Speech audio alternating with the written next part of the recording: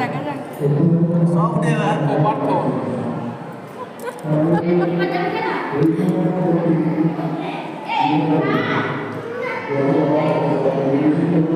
তো আমরা এখন বসে আছি মন্দিরের ভিতরে।